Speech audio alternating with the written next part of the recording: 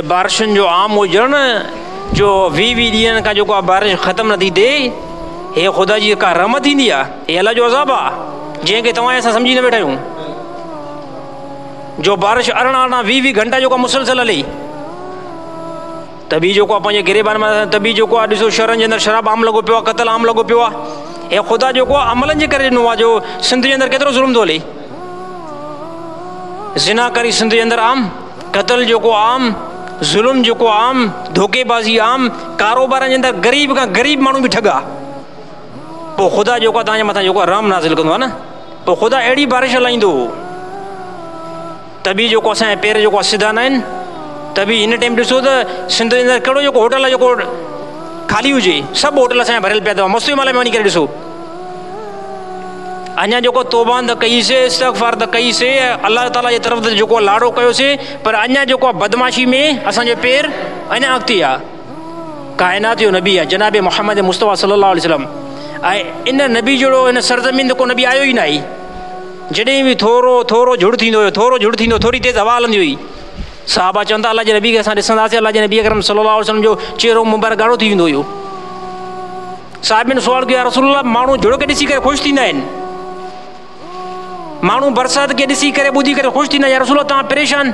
अलाह जे नबी फरमायो, कहिड़ी ख़बर हिन बारिश जे अंदरि अलाह जो अज़ाब हुजे।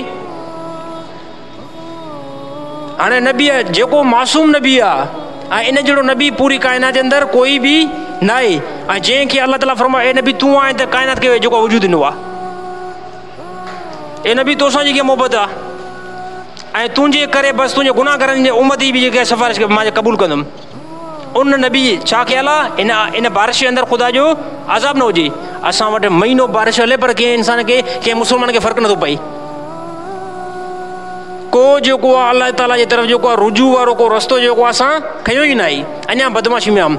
मैं भारत दोस्तों, अल्लाह ताला जे रस्ते में हे जेको आहे दुनिया जे अंदरि अल्लाह ताला थोरी लठ ॾेखारी आहे, जो अल्लाह जे अज़ाब खे न असां जेको आहे सम्झी हे कुझु बि अज़ाब न आहे, हे कुझु बि न आहे। क़ौमुनि जे मथां जेको आहे अल्लाह ताला आसमान खां जेको आहे झुड़नि खां अल्लाह ताला टांडा मोकिलिया।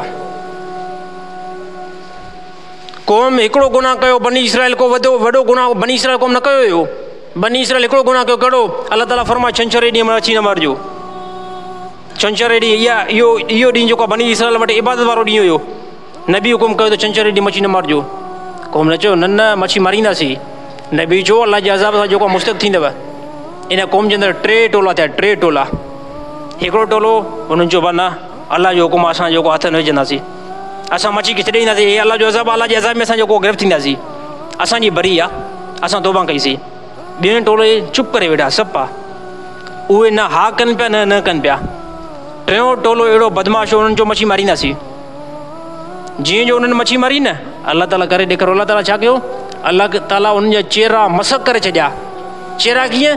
हे बाडी त हिकु जहिड़ी हुई, बाडी हे इंसान जहिड़ी हुई, शिकिल इंसान न हुई, भोलनि बांदरनि जहिड़ी। अल्लाह ताला क़ुरान हकीम अंदरि फरमायो, भोला बांदर उन्हनि खे करे छॾियोसीं।